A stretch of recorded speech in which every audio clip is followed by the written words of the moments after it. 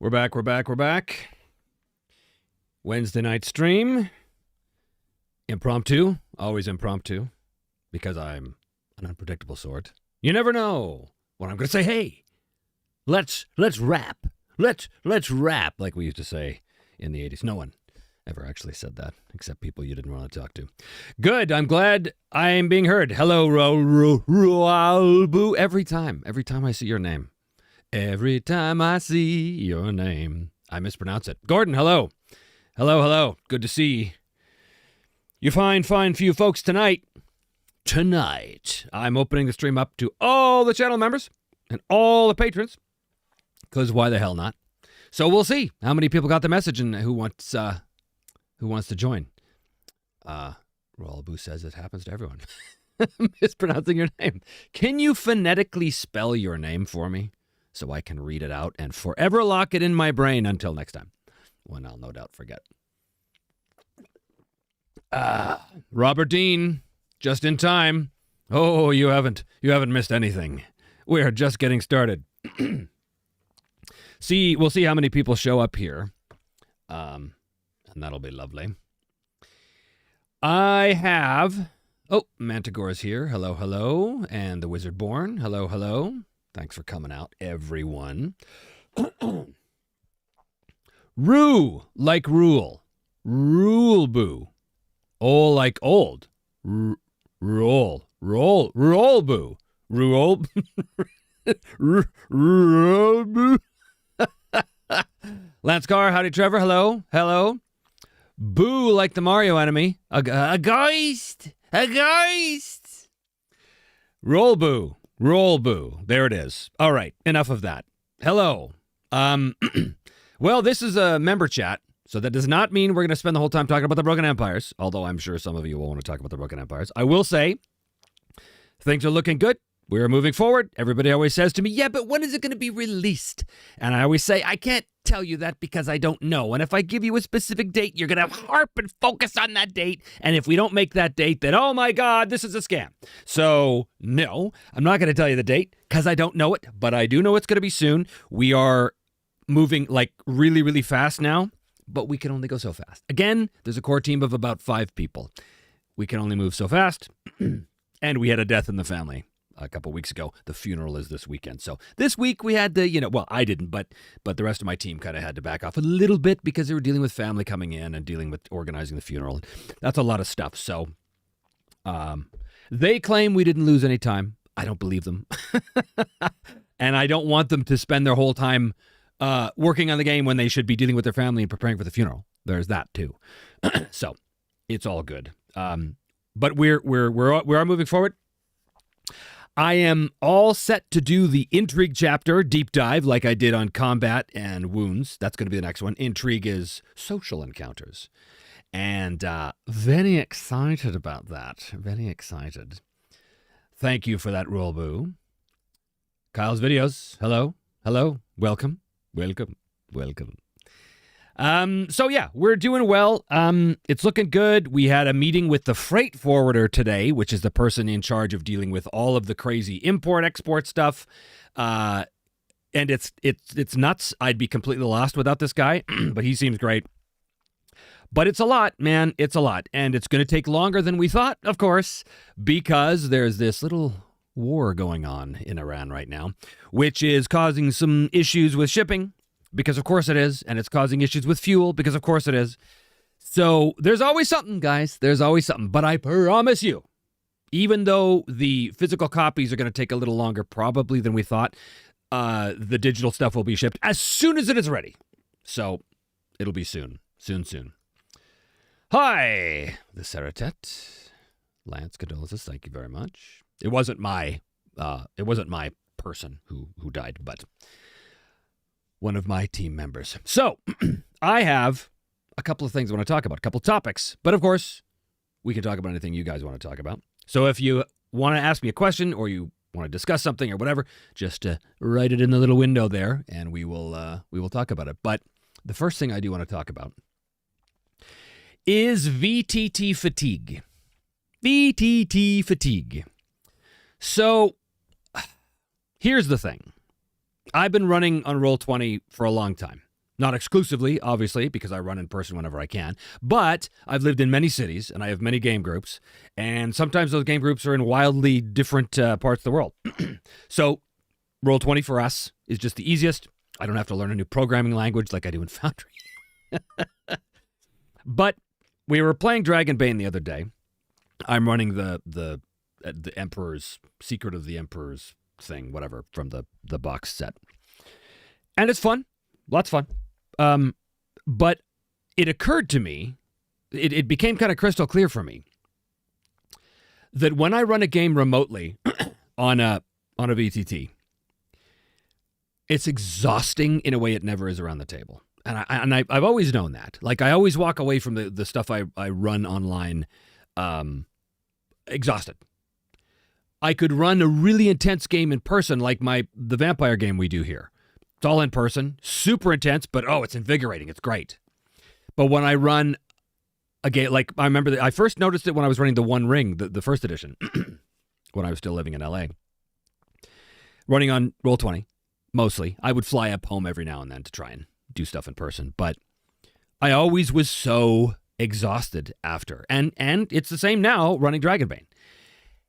And I think it's because when I'm GMing a game on a VTT, I have two parts of my brain that are working, right? If I'm just GMing a game around the table, I can focus on the creative aspects of GMing the game. Yes, there's math. Math brain is involved because you gotta, deal with numbers when you roll dice and stuff. But it's fairly minimal.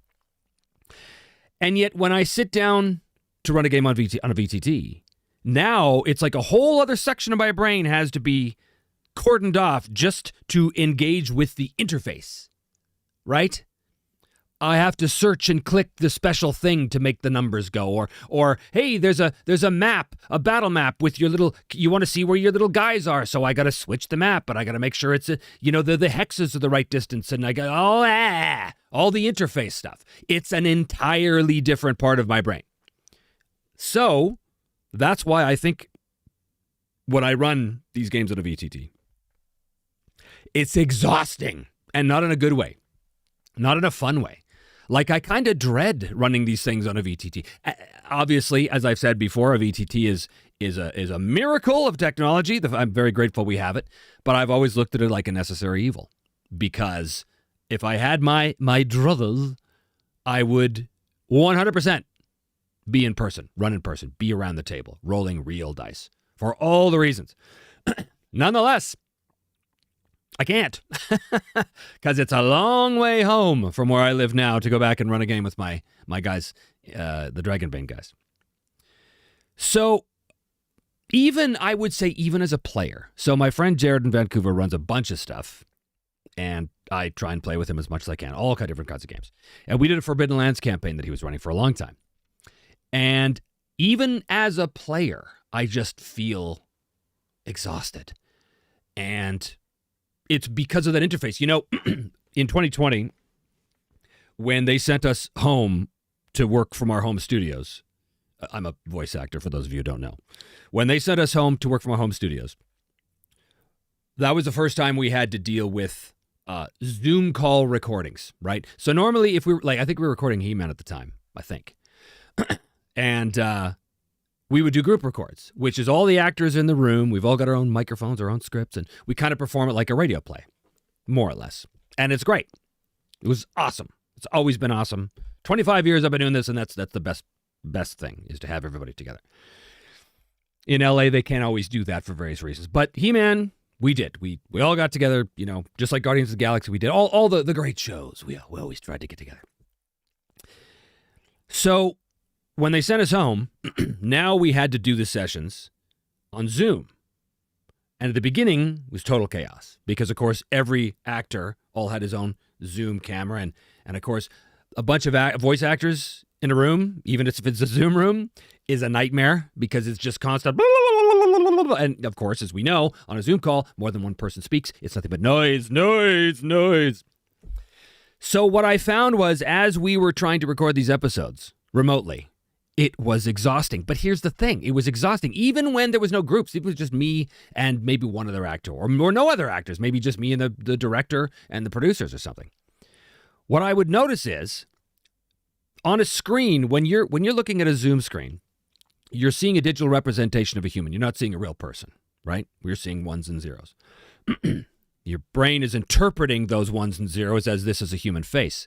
But that is a very different thing than being in the real world with someone right now. Because when we're in the real world right now, if I'm talking to somebody, I can subconsciously read their facial features. I'm not even aware I'm doing it, but I'm analyzing and interpreting what they mean all the time. In person, that's easy to do, right? But on a screen, you don't get the detail, you don't get the resolution, and it's a facsimile, right? It's a simulacra, if you will. So your brain has to work overtime to try and fill in all the information we're used to getting from a human face that we're just not getting on a Zoom call. And this is borne out in many, many corporate environments too, where as Zoom and video conferencing has become a thing, people, especially at the beginning, were feeling exhausted. And this is why, I mean, there's lots of other reasons too, but certainly for me, that was the big thing.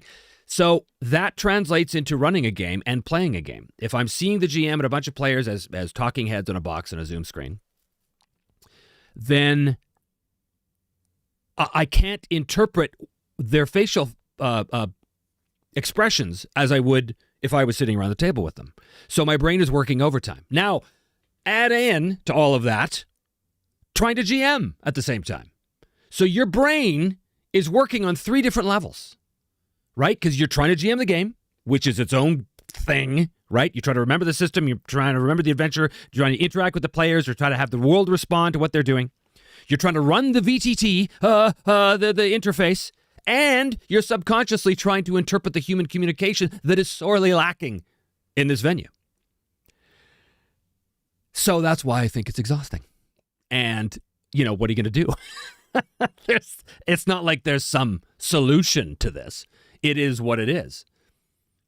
Anyway, I think this is the reason why getting together in person, if you can all do it, if you can at all do it, ever, it's so important.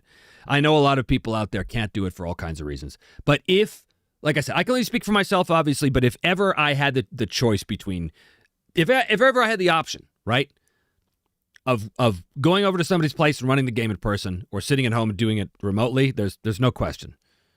There's no question. It's going to be in person every single time. All right. Let's see where we're at now with the chat. I'll try and catch up. Wolf. Hi, Trevor. Thanks for the invite. Nice to see it. Robert has a Broken Empires question. I'll try and come back to that. 100% agree. When I've run online games, I'm whipped afterwards. Yeah, it's a lot of mental overhead. It absolutely is. Absolutely. It's a good point. You are running the VTT and running the game, and it's a constant context switch. Yeah, it feels like it. It feels like I said, it feels like my brain is trying to do 2 wildly different types of tasks at the same time. Context switching is the flow killer. Yeah, for sure. Kyle's videos. I am old school. I like to have the physical tabletop games. I like my physical media. Me too. 100%. Even when it comes to PDFs. Like, there are people who love PDFs and I find them useful, but I don't read a game on a PDF. Not if I can avoid it. I way prefer the actual book. To hold it in my hands, to smell the glue, to feel the paper. That tactile experience is for me as vital to the experience as just absorbing the information. And there's just nothing like flipping through a book. And for me, it's way faster. If I need to find something, it's for me, it's way faster to flip because I know it's on page 328. Brrr, there it is, bang. As opposed to, okay, wait a minute, go into where's your search? Okay, go to page 3. There's that interface dichotomy again, right? Yeah, it takes a lot of mental bandwidth to manage all the extra context you would be able to give with non-verbal communication and physical props. It's a lot. It's a lot. It's a lot. GMing in VTT UI interface, I agree, is a chore. One I'm very glad to burden, or to shoulder, rather. A burden I am glad to shoulder. Because what's the option, right? My friends up in Canada are, well, it's a long walk from Texas. It's a long way to go. So I'm pleased we have it. It's a different experience. And that's assuming your players are having an easy time with the VTT and don't need constant reminders how to do things. Oh my God, this is such a thing.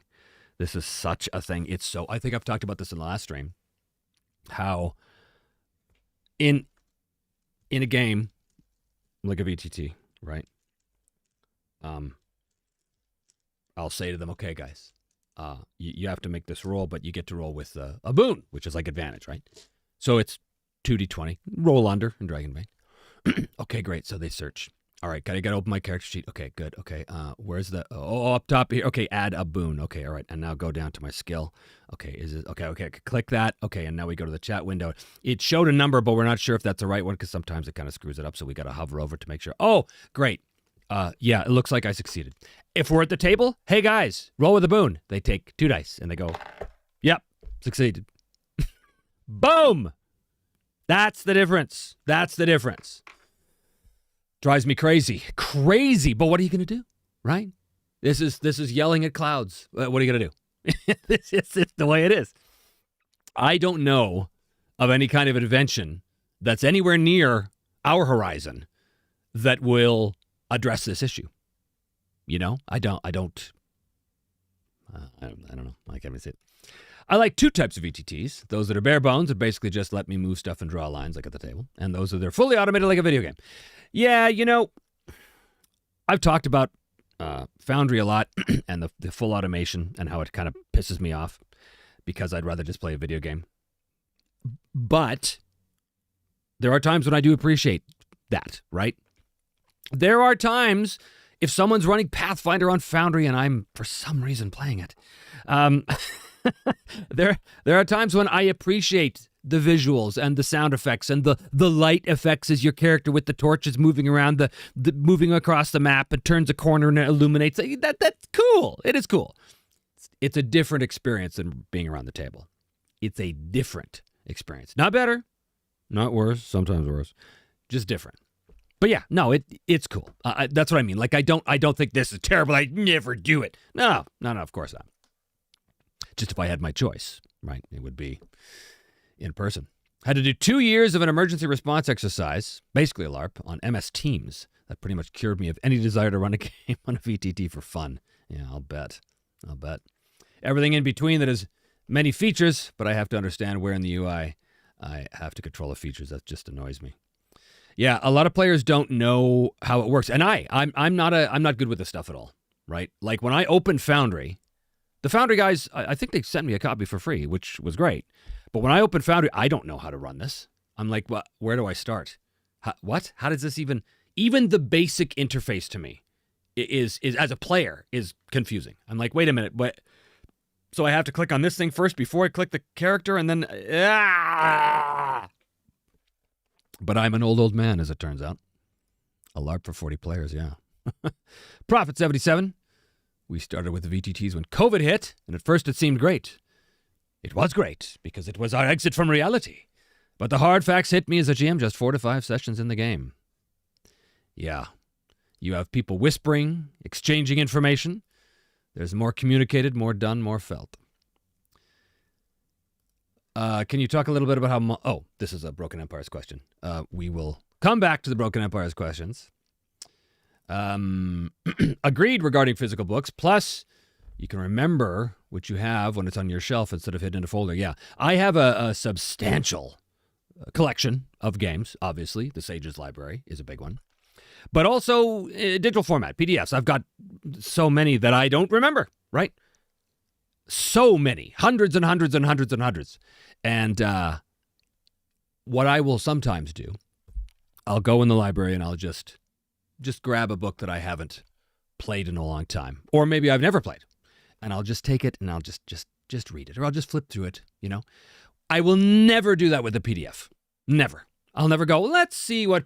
because it's now I have to go into a folder and search it. Whereas if I'm in my library, I can just let my eyes pass over the many images and fonts and pictures and colors and go, oh, this one attracts my lizard brain. I will grab that one. No such luck in a PDF folder, right? But yes, agreed. Same here for PDFs. Some post-its Post-its and a pen can give you access to anything in the stack of books in no time. Oh, Post-its and a pen can give you access to anything in the stack of books in no time. True. I'd also rather tab a real book than a PDF. Again, you know, I see the value in PDFs, and I guess for people who like that interface, it's super fast, right? You just go, hey, go to, it's all the shortcuts. You go to page 46, search for this. That ain't me. It is an issue that does not need to be addressed. VTTs can bring you together, and they are useful, but RPGs are social experiences with friends. Yes, but I mean, playing on a VTT is also a social experience. It's just a more exhausting social experience because it has an artificial interface separating the people. But it's still a social experience, you know. I still know I've played a game with my friends after we finish an episode, a session of Dragonbane. It's just, I'm exhausted and I need to take a nap. The Daggerheart folks recently had a poll where you could voice their preferences on what a VTT should do. I went all in on make it fully automated like Draw Steel. For bare bones VTTs, I have Owlbear. I have heard a lot about Owlbear. Rodeo, is that right? I've never used it. I don't think I've ever used it. What, in your estimation, is the difference between Owlbear, Foundry, and Roll20? Well, if you had to narrow it down to like one or two things, well, what's the biggest difference between Owlbear? And why would you choose one over the other?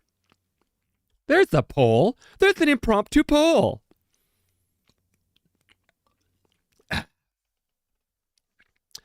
There is nothing better to have the physical dice in your hands. Could not agree. Oh, that sound. Come on, that sound. So great. I do have a ton of PDFs, mostly because A, they're cheaper, B, more portable, well, that's for sure, and C, because I have a Chromebook, I can read them on planes and such with minimal bulk. All good arguments. Makes perfect sense. I have read books on PDFs. I have used them as reference at the table while running a game. They are useful. But there ain't nothing like a book. When I was dating this girl over in England, this is a lifetime ago, I was flying back and forth between Vancouver and London all the time. And I would bring my books with me. I had PDFs, but no. I wanted to bring the books. I was running or playing and learning Rogue Trader, which was 40K at the time, RPG.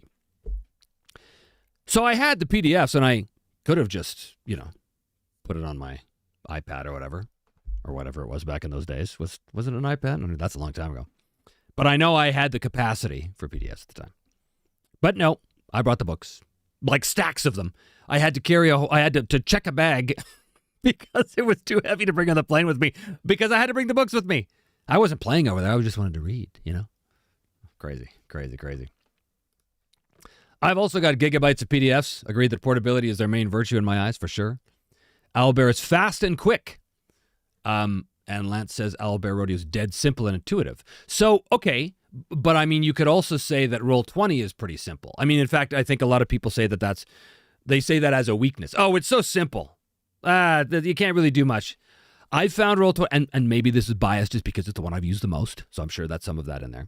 But I found that Roll20 it lacks a lot, but it gets the job done without a huge amount of, like I said, you don't have to learn a new language like I feel I do with Foundry. I have to learn a whole new set of skills to run Foundry, and therefore I've never run Foundry because it doesn't work for me.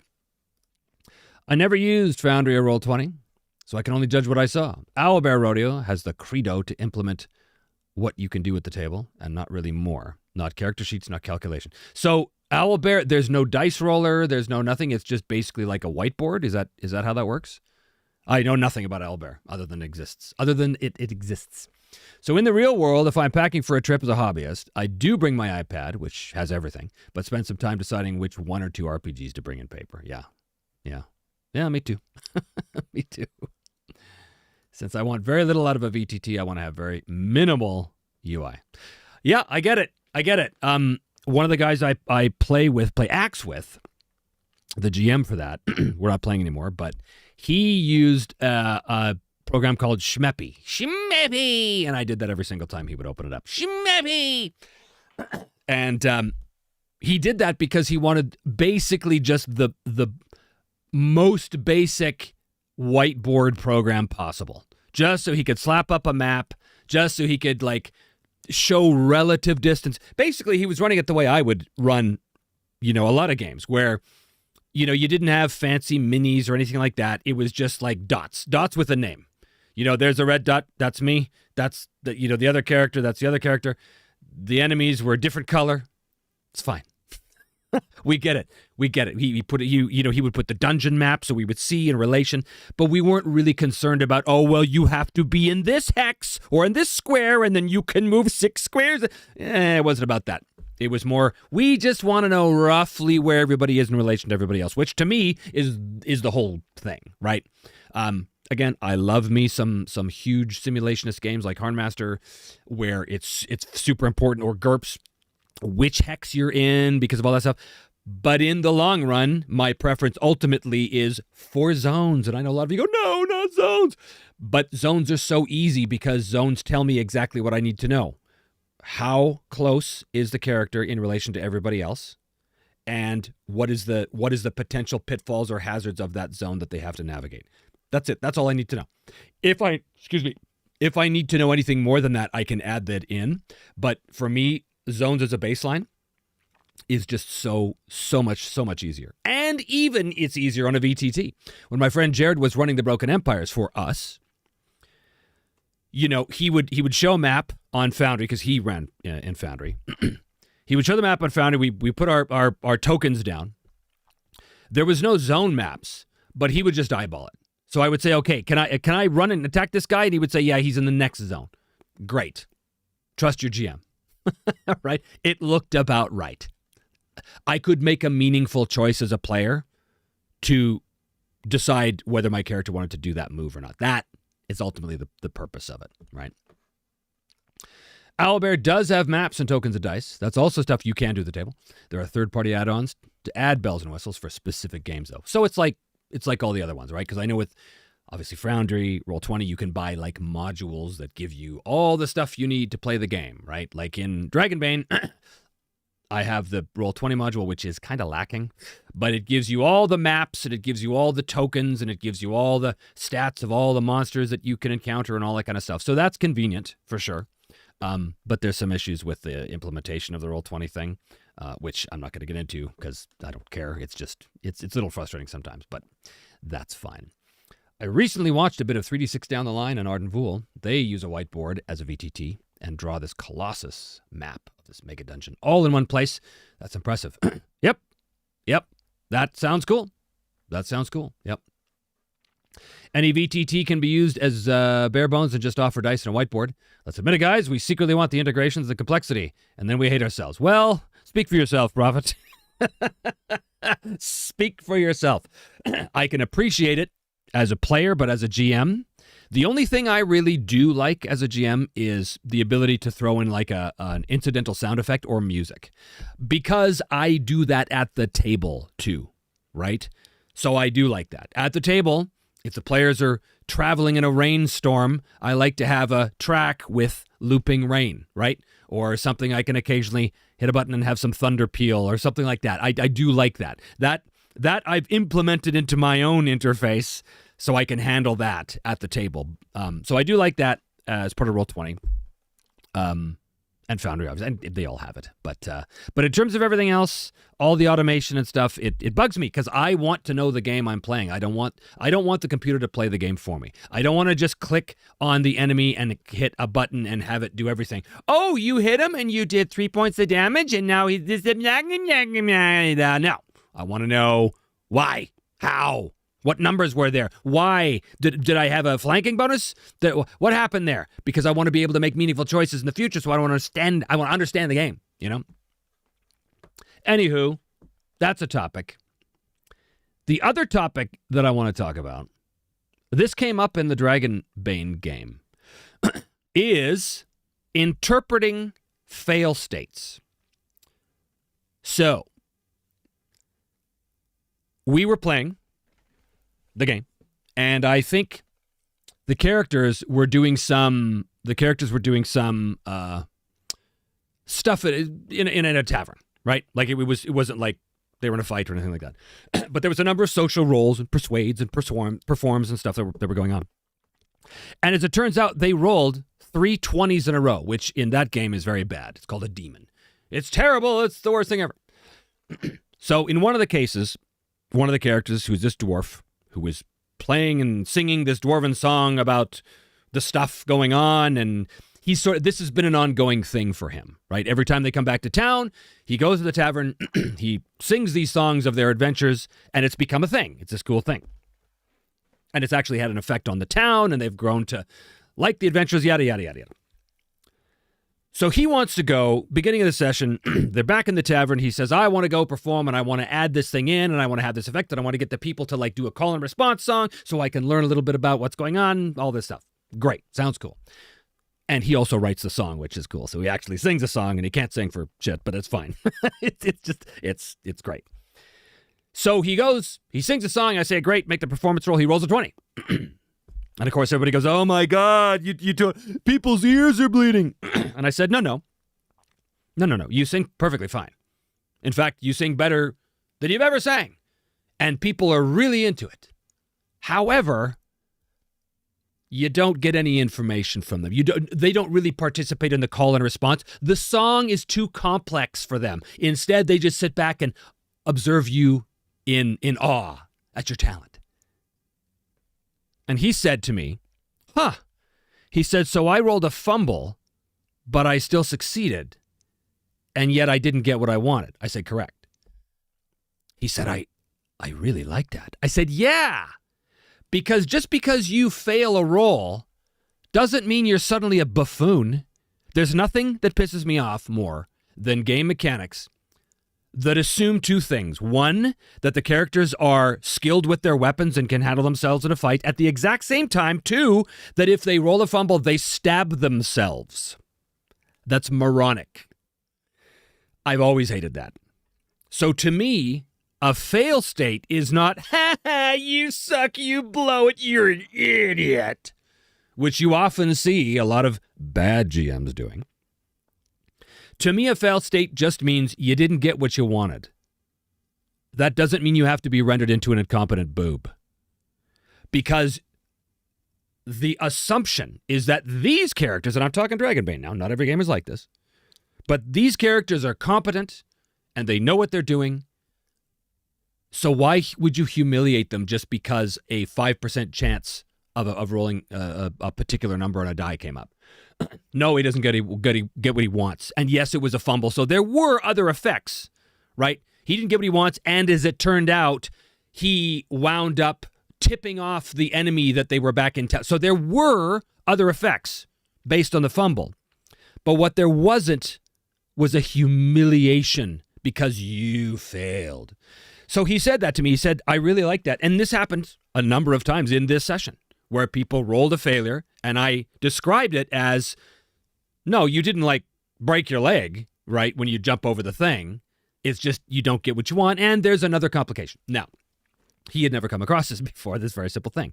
Now, this has been around for a long time, but the game that really nailed this down for me was, of course, Powered by the Apocalypse. The idea that if someone fails, it doesn't mean that they're stupid heads. It means that a bigger complication comes in, that there's a consequence, an immediate consequence. And as long as that consequence is tied to the roll, tied to the immediate situation, and it makes sense, then the player still feels like, A, they're competent, they just got bad luck, and now they have to deal with something else. And that keeps the game moving forward. Now, I love this. Because it does keep the game moving forward, and it doesn't humiliate the player. Now, if you're playing a game like Paranoia, or even Warhammer Fantasy First Edition, and you're playing obvious schmucks, yeah, sometimes rolling a fumble, there should be some gallows humor in there as they trip over their feet or stab themselves in the foot or whatever. That's okay. But I'm talking games that purport to have characters that have some self-respect and skill. So this idea has often been called fail forward, right? lot of old school players, and I mean guys like my age, hate this. They hate it. That's so stupid, fail forward. Why is it that if I fail on this roll, suddenly this other thing happens? It doesn't make any sense. Well, I would submit that it only doesn't make any sense if the GM presents it that way, right? Like I even say in the Broken Empires book, in the GM section, I talk about this. Talk about the idea that if the player fails a roll, you don't have to reduce them to incompetence, but there has to be a consequence. But that consequence has to be directly linked to what they're doing. I think in the book I'm talking about the classic situation where the thief is trying to pick the door in the fortress before the guards come. And if he fails, it could mean that he opens the door, but there's a guard that spots him. Now you have to deal with that, right? That's a great example. The bad example of that is you go to pick the lock, you roll, or you fail. Okay, well, you open the door, but dragon attacks out of nowhere. That's a bad example, right? Anyway, it was just interesting to me that A, he had never heard of this before. He's a very experienced player in GM. And B, that it came so naturally to me, this idea of just GMing it like, it's all right. You're not an idiot. Your character's not a buffoon. You just didn't get what you want, and there's going to be another complication. Now, that wasn't always apparent to them, because sometimes the complication was later, but it was still connected to the thing, like in the tavern. He failed, fumbled the roll in the tavern. From his perspective, he was singing great. What he specifically wanted out of that, though, was information from the people with the call and response. He had a real clever little plan going. Didn't work. And the fumble meant that their enemies now got wind that they were back. Now, he didn't know that until much later. But I did, right? So I'm taking my notes, all that stuff. Anyway, interpreting fail states as, I guess the point of this is just to say, assume the characters are competent at what they're doing, unless the genre specifically suggests otherwise, because I can certainly do it. Another great example of this is in Delta Green. Delta Green, it's assumed these are professional. Delta Green, so much so that there's many scenarios in Delta Green where the module writer will say, and I totally adopted this too for the Broken Empires. They'll say, anyone with a perception of 50 or more knows this. Or anybody with a biology of 60 or more just knows this. Just knows it. You don't even have to roll. Your character is skilled, competent, you know it. And if you don't have those skills, then you can roll, right? To see if you know it. But if you have the skill, you just know it. No need to roll. Seems so simple. But it's great because it keeps everything moving forward and it makes the players feel like the competent professionals those characters are supposed to be, right? Again, Warhammer 1st edition, and you're playing a rat catcher and a charcoal burner. Well, then maybe, yeah. There's comedy of errors can be fun. But if you're playing anything even remotely, quote-unquote, heroic, like a 5e game, right, or a Dragonbane game, buffoonery with the PCs, to me, it's a humiliation that just gets in the way of the enjoyment of the game. Hey, Trevor just joined. Late again. I forget if this was mentioned. We have stat blocks for our heroes of MMD. Another Broken Empires question. I will answer this now. I originally had said that the starter adventure, this is a long time ago, that the starter adventure for the box set, for the starter set, was going to be an adventure dealing with Simon and Edbert and Arn. That didn't pan out for all kinds of reasons. And then I said, okay, but I'm going to make them available as characters in that adventure. Well, that didn't pan out either. It didn't make any sense for those characters to be there. So what I'm going to do is I'm going to stat up Simon and Arn and Edbert, and I'm going to make them available as free downloads on the site as soon as I have that. So everybody can, if you're a fan of the show and you want to know what Edbert's medium weapon skill is, then you'll be able to get him there. But he won't be part of the actual set. None of them will. Terry, late but I made it. Hello, sir. I like that too. Ooh, I like that too. You failed at the thing you set out to do, not necessarily the skill you used. Yeah, because it's about intention, right? You use a skill because you want something. The skill is the tool that you use to arrive at the destination, right? Like, I want this thing. What is the vehicle by which I can get that thing? That's the skill. So if the skill fails, okay, then I didn't get the thing, is what it really comes down to. A die roll should not suddenly make someone inept. Right. Unless the genre suggests it, right? There are cases where it does happen, but in the overwhelming majority of the time, that's not a real good sentence. Not in the, just the overwhelming majority of the time, players do not want to be humiliated by their GM.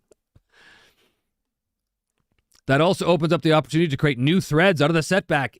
Precisely. And this was the particular genius I found of the PBTA system and that whole idea that a failure creates a new complication that you have to deal with. That branches out the narrative. It branches out what's going on. Notice I didn't say story. I said the narrative, as in the things that are happening to the characters and how they deal with it. Story implies top-down. Story implies there's a definite ending and there's going to be act structure and there's going to be... I'm just talking about the things that happen to the characters through the course of emergent play. My entire seasons, season 1, 2, 3, 4, all of them, for me, myself, and I, were based on this idea. I didn't know what was going to happen, but I did know that as they went forward, that those failures, or as it would be reflected in the Mythic GM emulator, extreme no's or extreme yeses, that was an opportunity to do just that, to split off the narrative into a wild new direction that I did not see coming and I wasn't prepared for. And that's great, because I love to be surprised and I love to react in real time as a character when I'm doing the solo games, right? So, Powered by the Apocalypse, that whole engine says specifically to the GMs, do not prepare the session. Do not have a story. Do not have a narrative in mind. Just know what the characters want. Just know who the NPC factions are. Just know what the world is going to do to push against them. This is my philosophy of the Broken Empires 100%. And it's so funny because those games so often get derided as story games. Oh, well, it's just story game. A story game is about a story. We're going to get together and tell a story together. That's not what this is at all, because a story implies a storyteller. And, newsflash, GMs are not storytellers.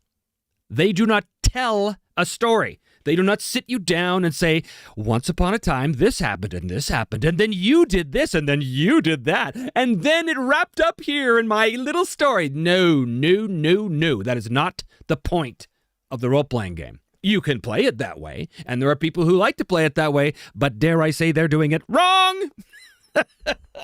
And they're actually doing themselves a disservice, because the game is much more powerful if you let it do what it wants to do, which is allow an emergent narrative out of the choices and actions of the player characters. They push on the world pushes back. Powered by the Apocalypse puts this into stone. It puts it into rules, specific rules. And yet it gets derided as a story game, which just blows my mind. I do not get it. Now, I know that not everybody loves Powered by the Apocalypse, and I'm not saying it's a perfect system, but I am saying that idea of failing forward is not some weirdo, new school, hippy-dippy, oh my God, it's so everybody... No, it's not. It's just saying you can have the challenges for the player characters continue in an interesting way, even if they fail the role. And especially if they fail the role. It's an opportunity for the GM to introduce a new complication, which fills out the world, which fills out the session, which makes the world seem alive and vibrant. It just has to be connected to the role. That's it. That's the catch. And maybe that's the catch that people don't talk about. Maybe that's the reason why these people get so, get their panties all in a bunch about, oh, we're powered by the apocalypse. Maybe that's it. Maybe they assume that if you fail to open the door with your lockpick skill, you do open the door, but a dragon attacks. Maybe they assume that's the advice. That is not the advice. Nor is it the default style of play. Anyway, it's an interesting idea that so many very experienced gamers that I know have never encountered this before. But it made the session better for them. They felt the failure. and they knew there was going to be consequences, but they didn't feel like fools. And they loved that, you know? Of course they loved that. 5% is a pretty big chance to be a buffoon, so I'd agree. I should take a note for future use, yeah. Well, yeah. Roll a 20. Oh, no. I've always hated that about D20 systems, too.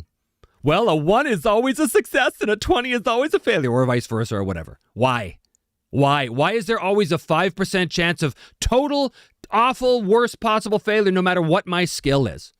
In Dragonbane, you roll under. So if your skill is 18, you have a 90% chance of success. You're about as close to a master as you could possibly get. Yet that master has the same 5% chance of a demon of the worst possible outcome than a guy with the skill of 4. Why?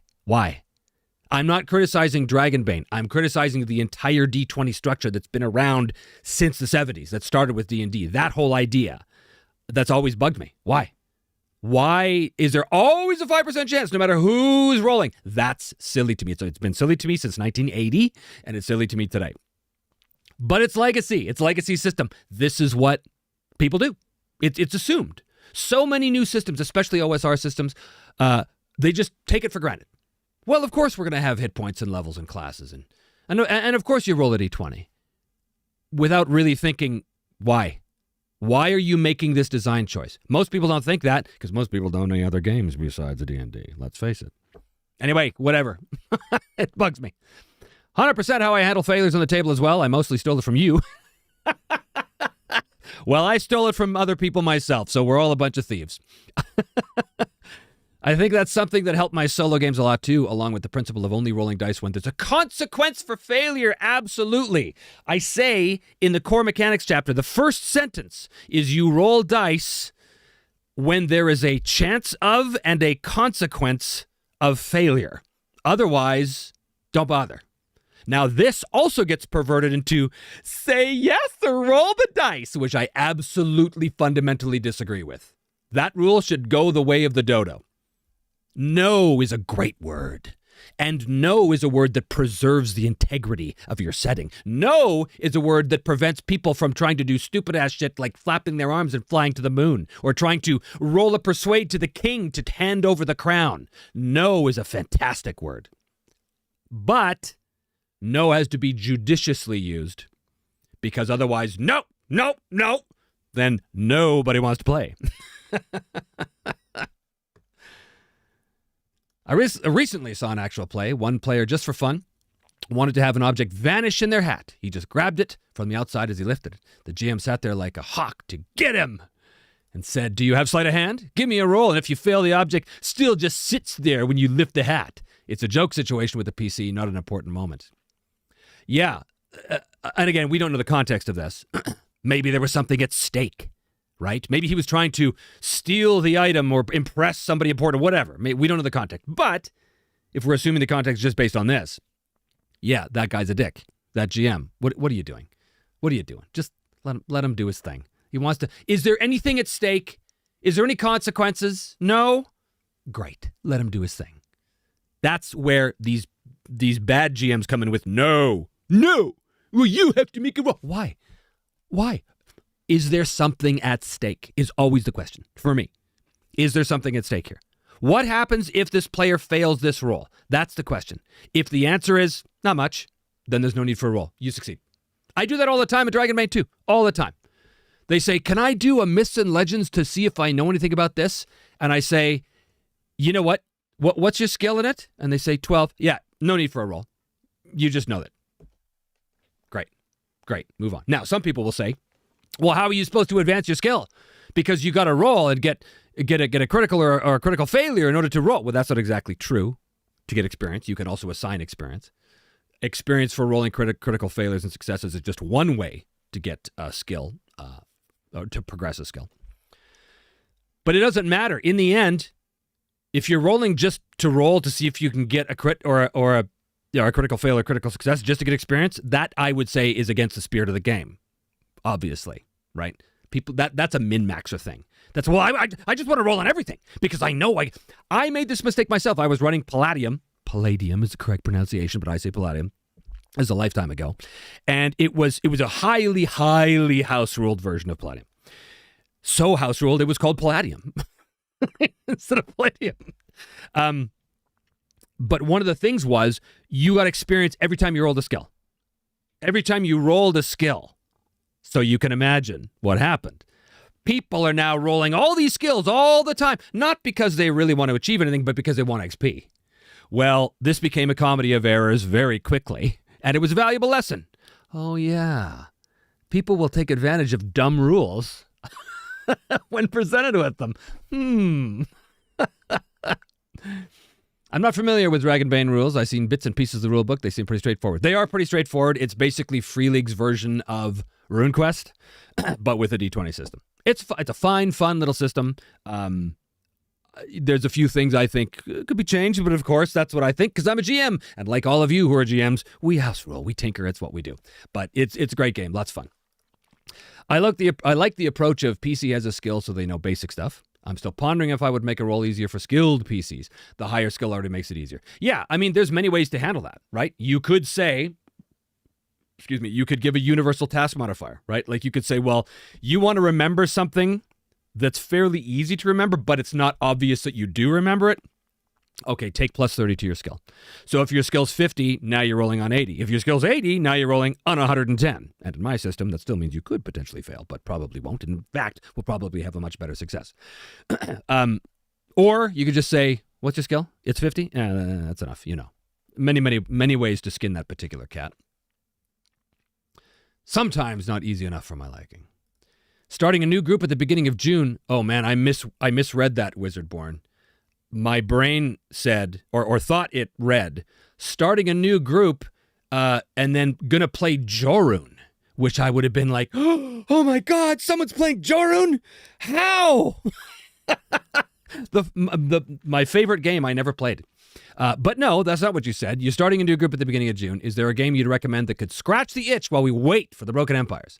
Well, obviously nothing can possibly come close to the Broken Empires. But if you're looking for a simulationist-esque game that is in the ballpark of the Broken Empires, I would say Mithras.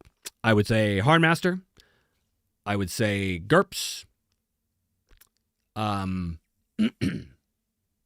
Yeah, I mean, that's pretty broad. If I say other things, they're going to be too specific, like the One Ring, right? That's very, very specific. That's Middle-earth. God, I hope we have the PDF at the beginning of June already. Yeah, me too. Me too. Believe me, guys, there's no one who wants this game in your hands more than me. Believe me. I often try to have my players narrate their fail state on a fumble unless I sense that it could interfere with the machinations of an NPC. Sometimes they would try to fudge with NPC's agency. Weird outcome I didn't expect, but it became a constant outlier. So that's a thing too. Having the player narrate what happens. I've never done that because I'm a cruel and evil god. No, I've never done it because to me that's the job of the GM is to say what happens. Now, I'm not going to die on that hill. A lot of people love to say things like, okay, you know, when they realize he reduces the enemy to 0 hit points, tell me how you kill the enemy, right? In a classic D&D kind of game. I hate that. When a GM says that to me, I say, or you could do your job and tell me how I kill the enemy. But I get it. I get why people do it. Anyway, that's neither here nor there. I love the workflow of, oh, what's going on? What's going on? Why have I lost my, uh-oh. Have I frozen? What the hell's going on here? Weird. My little chat window is suddenly frozen. So is everything. Oh, this is no good. Okay, well, I hope I'm still, this is weird. I can't, it's like my screens have all frozen up. Well, that's a good sign. Fantastic. Wow. Yeah, my mouse isn't working. Hold on. Weird. Good timing, huh? Right in the middle of a live stream. And I cannot control my mouse. Luckily, I have a second mouse. Maybe this one's dead. I'm going to get my second mouse. Hold on.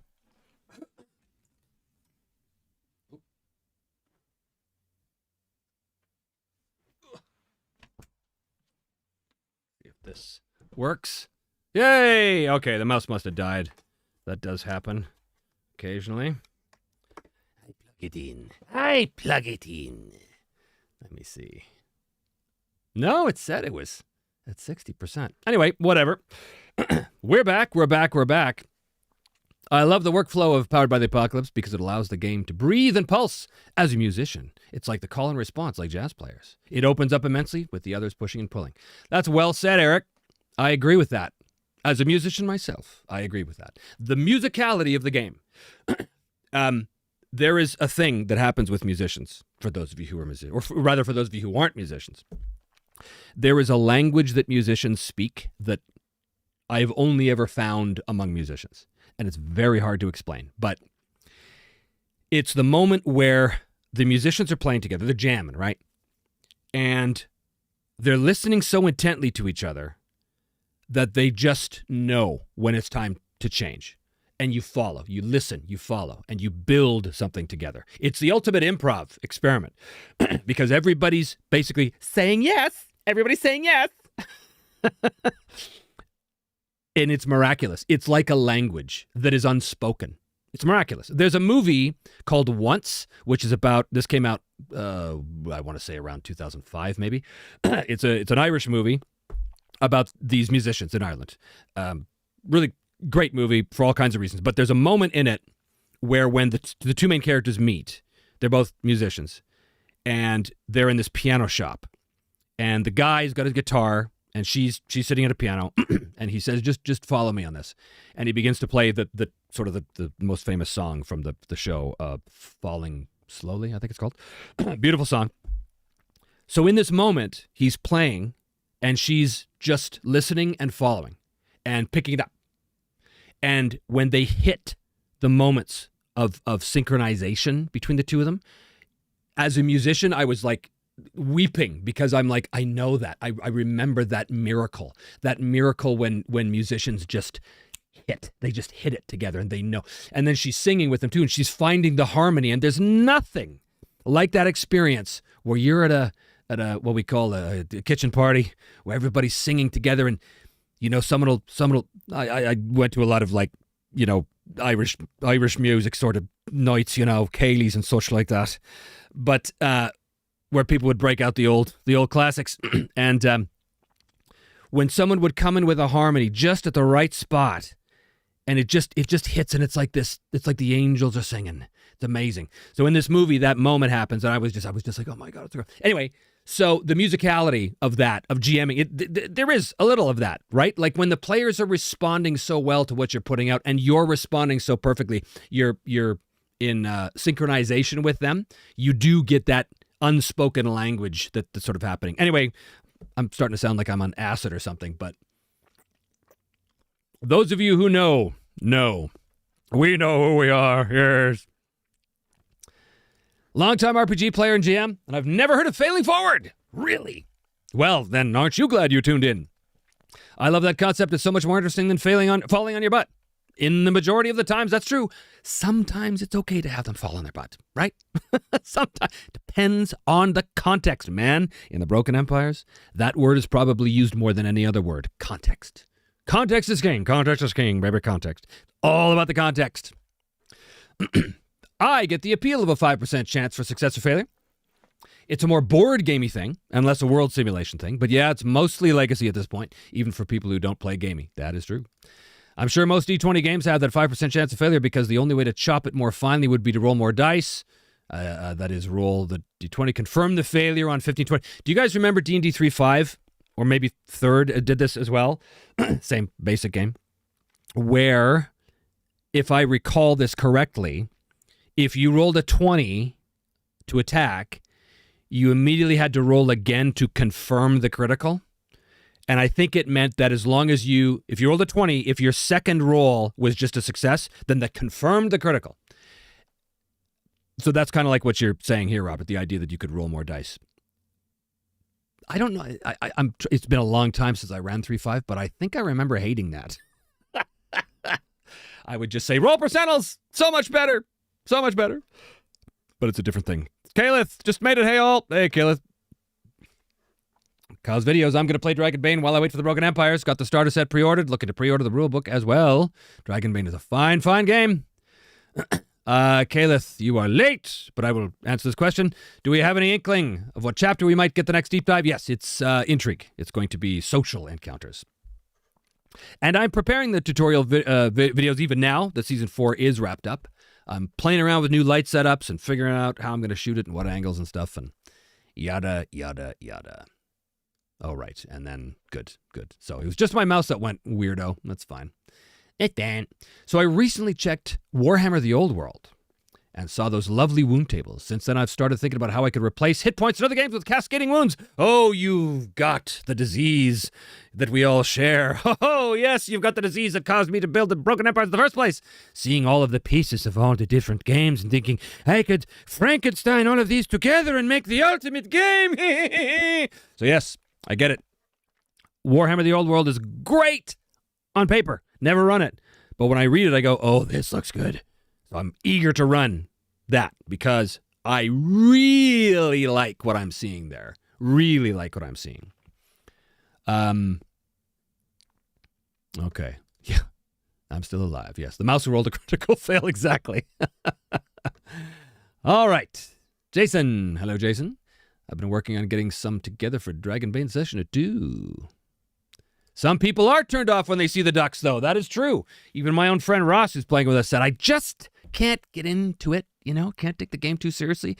I just can't take any world too seriously where there's anthropomorphic ducks. And I get it. I get it. Totally. I get it. Of course, this is a throwback to RuneQuest Glorantha. This is where this comes from. Like I said, Dragonbane is Free League's version of RuneQuest. So that's where that comes from.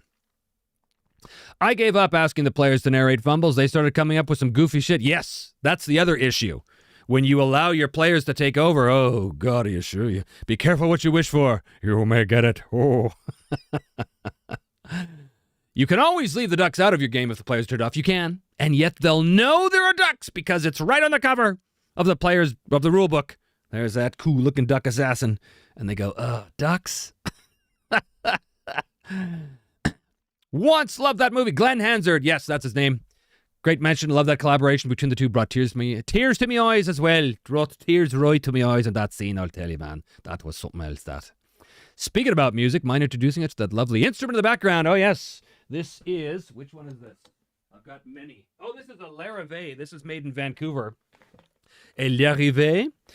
John Larrivee was the manufacturer of this guitar. It's my favorite guitar out of all the ones that I have. I have about four, and a mandolin and an accordion and a bower and all kinds of good stuff. Could have a whole Irish band going on right here if I wanted to.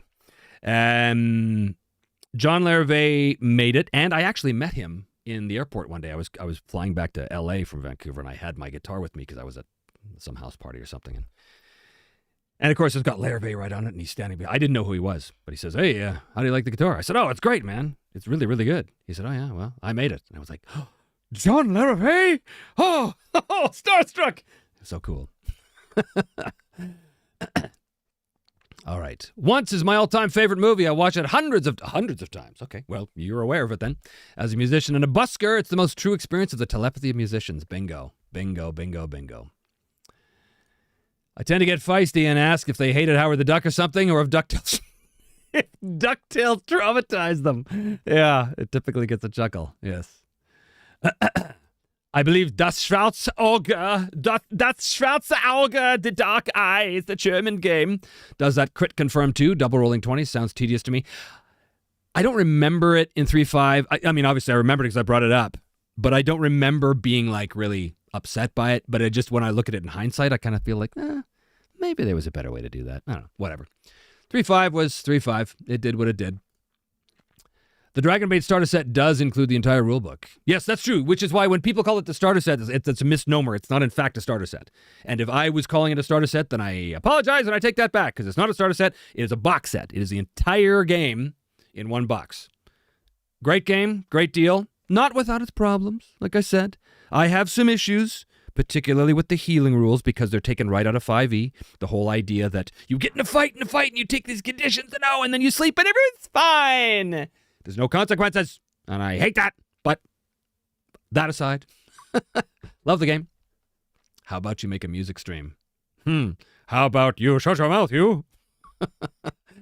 I also love the music on the Blade Runner videos. I think you mentioned that you wrote the music. I wrote some of the music. My friend Ty, who played Morrow, Agent Morrow in the guy with the big beard, he did most of the other track. Well, we did it together. I brought him here where we're sitting right now, and I had like outlines of what I wanted musically, but then I would like talk about the scene and this is what it's going to underscore, and so he did the majority of the work because he's an actual musician when it comes to like composition. I'm not at all, but yeah, he was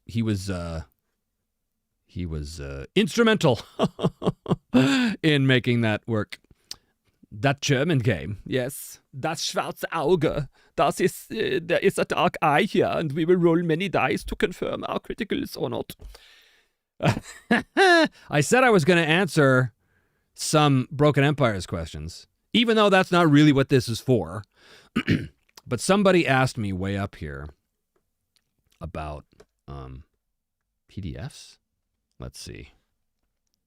Oh, yeah, here we go. So do you expect to be selling the PDF separately? It doesn't look like the website listed as such. Any idea what price it will be? So we will, once the game is delivered, we will put the PDF alone up for sale on the website. But we're not going to do that until the backers get everything. And the reason for that, I can't remember. I had some reason for that I was very adamant over the course of the Kickstarter. And I can't remember why. But there was a reason. So I have to assume that reason is still in play. But yes, eventually you will be. I don't know what the price is going to be. I can't imagine it being any more expensive than what you would get in a Kickstarter. It's certainly not going to be less, because in the Kickstarter, people are like, what? That's stupid. All right. Where are we here? Was there anything else? Was there any other Broken Empires questions that you guys had? I'm going to continue here for another few minutes. It's been an hour and 7 already. But it doesn't have to be. It doesn't have to be Broken Empires related at all. Oh, here we go. Oh, yeah. You asked this before, Manticore. Can you talk a little bit about how monsters will work like a giant spider? Do they have unique maneuvers? It's not like Dragonbane, where Dragonbane has a whole separate system for monsters, and they have every monster has a table that the GM can roll or pick to see what the monster does, which is cool. Makes it easy to run. That's not my monsters. My monsters have stat blocks like you would see in any other game. Monsters tend to have special features, special abilities. I can't remember what I called them. Traits, maybe, something like that. It's just the kind of thing you see in a lot of games where if it can fly, it means this. If it's undead, it means this. If it's an animal, if it has natural weapons, all that kind of stuff that doesn't typically apply to a player character, that's going to be part of the monster. So the stat blocks for a monster, they look, to me, I was always afraid they looked super intimidating, but all my GM friends go, no, dude, seriously, that's the same as any other game. Like, it's not a problem. Now, if you're coming from a more OSR background, it's going to intimidate you because there's a lot more different types of information, right? Like, monsters have hit locations and they have armor points sometimes, and they'll have special abilities and they have lists of skills, and there's a whole stat line. It might say claw 70 x3, damage 3 plus P2, CL2, CS3, dis 7 T3. Now, I know what all that means, and you will too soon. But initially, when you look at it, you go, what is this? It's kind of like, I remember when I started playing Hardmaster, I looked at the character sheet. And when you look at the armor, sheet, which is on the reverse side of the character sheet for Hardmaster, if you don't know what you're looking at, it looks like, are we doing taxes here? Like, what is this? Because there's all this information that doesn't mean anything, except, of course, it all means something. You just have to learn it. And then once you do, like any language, all the squiggly lines suddenly make sense. So it's the same with the monster stat blocks. Once you understand what each of those things mean, and it's not rocket science at all, then you go, oh, yeah, I know what that means. And then it's there. So there isn't some cool Dragonbane-y kind of way of, oh, well, each monster has a special thing, and it's not that. Honestly, though, the Broken Empires is not really intended for lots of monsters. The majority of the enemies that players will probably face in a typically run Broken Empires game are going to be people, right? Because it's a much more grounded kind of thing. Now, I should say as well, do not take the seasons of Me, Myself, and Die as representative of what the Broken Empires experience is. Because in Season 1, I was using Savage Worlds. And Savage Worlds is a wild, swingy adventure game. So that's why Simon fought ghosts and monsters and all these kind of things. Whereas in Season 2, it was Ironsworn. And Ironsworn was my version of Ironsworn was a much, much more grounded system. So the types of things that Arn encountered were, yes, there were kind of monsters. There was like these half giants, and there was the occasional, giant spider or something. But there was bandits and raiders and, stuff like that. So that's way closer to the experience of the Broken Empires. And then Season 3, Dominion Rules. Again, this was very grounded. The vast majority of the enemies that Edbert encountered were people, right? Other pirates, stuff like this. Not to say that there isn't monsters. There were monsters. There were all kinds of creepy crawlies. And then, of course, in Season 4, probably the most overtly high magic season, weirdly, with all the portals and the different dimensions and the liches and stuff like that. But even so, the majority of the violent conflicts that Vale and Thrag dealt with were people. Not always, right? They fought a Death Knight. They fought a Lich. They fought giant scorpions in the desert and stuff.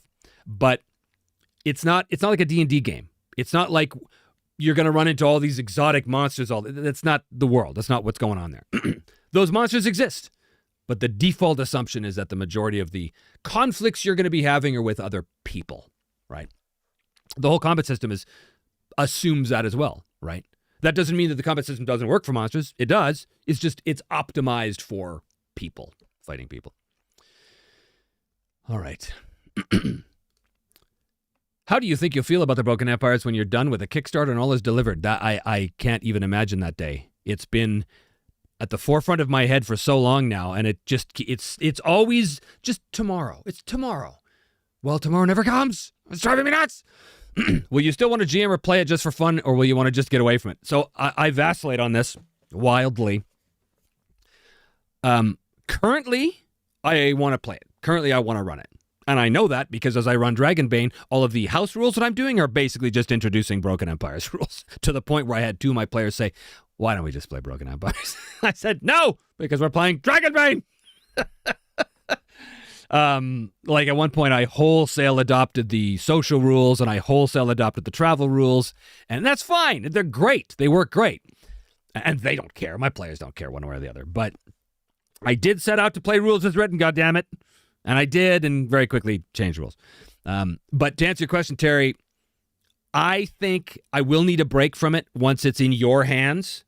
I think I'll need to walk away, but I really can't walk away for too long, because I have to continue development on the other things, right? There's all kinds of other... We've got this just amazing supplement in the works right now, which is going to be the second major release after everything else.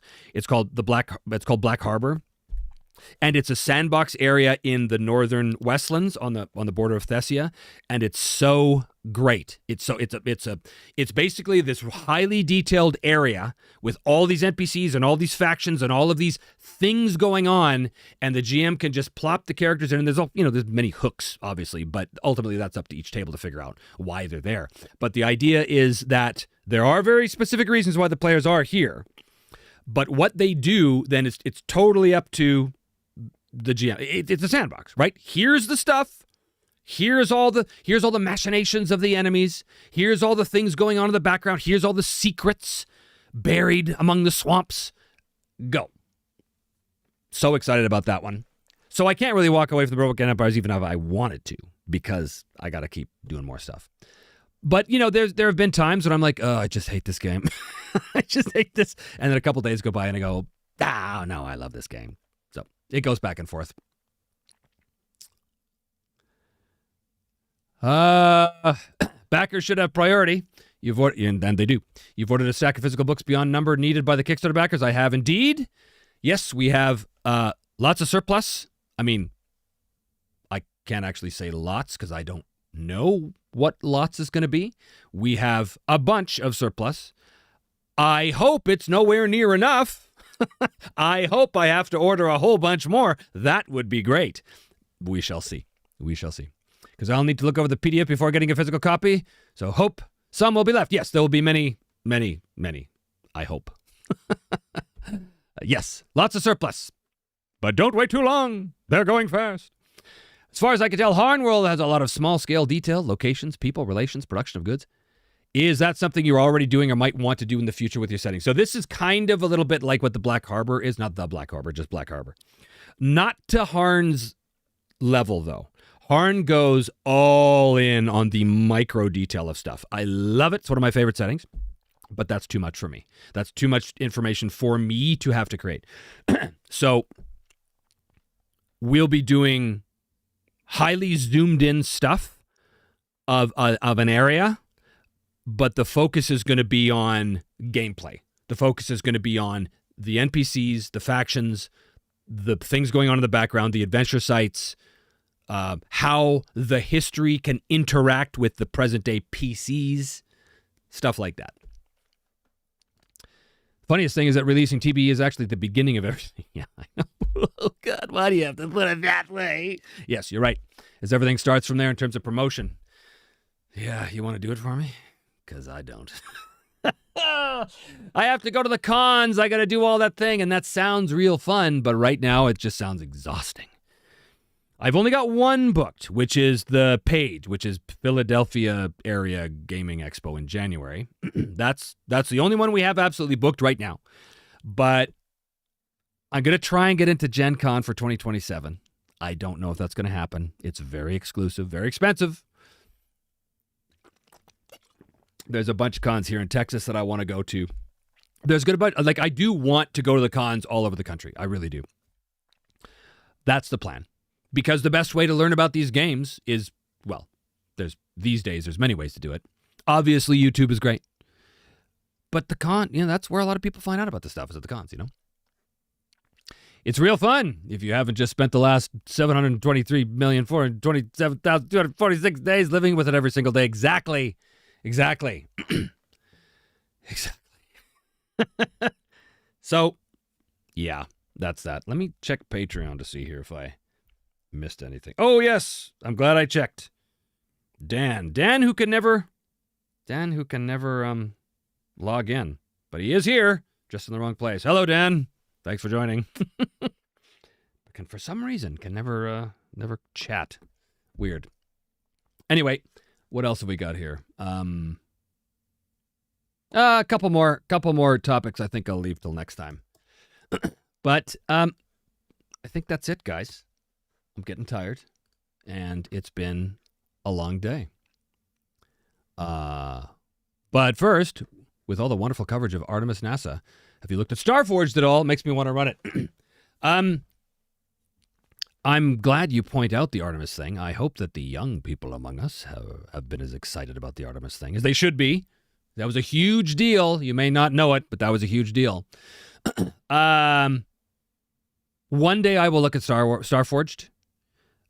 Right now, I just need to not do anything solo RPG other than tactical minis games, which is why my next series is probably going to be Rangers of Shadowdeep, Shadow Delve, whatever, that one. Yeah, I don't want to think about that's a lot. That's a lot. I'm tired. Okay, thanks, everybody. The next time I do this, it will be, I think, the deep dive for the public, so it won't be a members-only stream. It'll be a public stream on Intrigue. But that may not be till later next week, like maybe next Saturday, because I have a medical procedure I have to do on Friday, which will preclude me from being on camera a few days after that. Nothing serious, but it has to be done. So anyway, keep your eyes open for that when we'll talk specifically about the Broken Empires, and I will show you all of the new cool stuff that I'm very excited about, and I think it will be great. Thanks so much, my friends, and I will see you on the next episode of Me, Myself, and Dave.